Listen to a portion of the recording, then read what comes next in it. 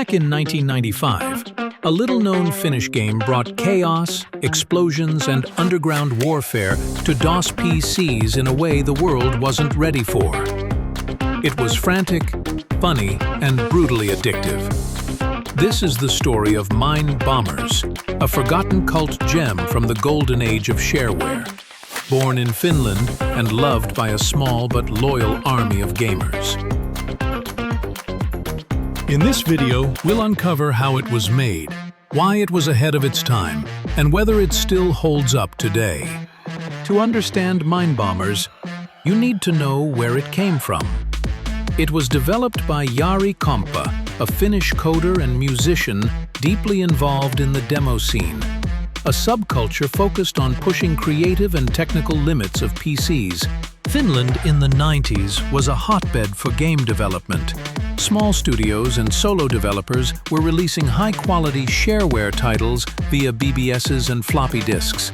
That's where MineBombers was born, in a time before Steam, before indie hits went viral, and definitely before internet multiplayer.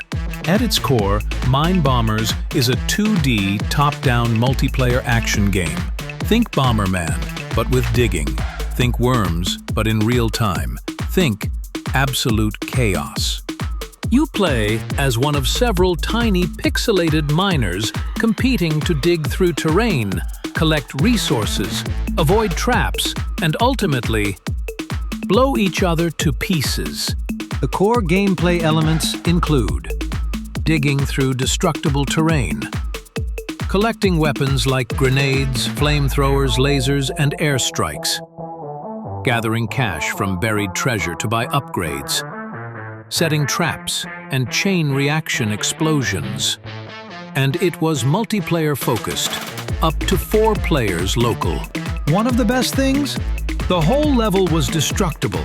You could literally collapse tunnels and trap your enemies, or yourself. That's part of what made every match so unpredictable. MineBombers wasn't just dumb fun. There was strategy, if you looked for it. The gameplay elements include campaign mode, explore deeper levels, complete objectives, survive enemies, battle mode, the fan favorite. Up to 4 players compete until only 1 miner is left standing. Trap mechanics, drop TNT behind corners, collapse bridges, bury people under dirt. Shop system, use in-game currency to buy power-ups and better weapons mid-match. The real fun came from friendly fire, booby traps, and those moments where one mistimed explosion turned into a chain reaction that wiped out the whole team.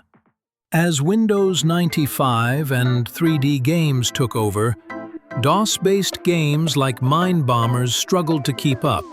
The lack of online multiplayer, modern graphics, and cross-platform support meant it quietly faded into obscurity.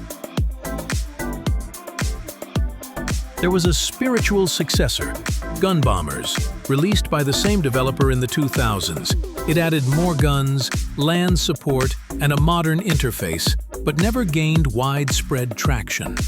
Surprisingly, MineBombers has never completely died. Today, the game can be downloaded and played using DOSBox, a free emulator that runs old DOS software on modern systems. There are even occasional fan tournaments, Discord groups, and YouTubers showcasing it for retro fans.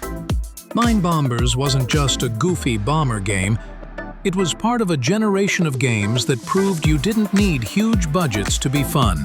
In many ways, it predicted modern indie games like Terraria, Broforce, and Duck Game, chaotic, fast-paced multiplayer experiences with unique mechanics. If you look closely, you can see its DNA in a lot of today's couch multiplayer titles. Not bad for a DOS game written by one guy in Finland. If you've never played MineBombers, or you grew up blowing up your siblings with TNT, now's the time to revisit it. Like this video if you love hidden retro gems. Share your favorite DOS multiplayer memories in the comments. Subscribe for more deep dive retrospectives from gaming's past. Thanks for watching. Check out the previous video if you like to see some more forgotten games.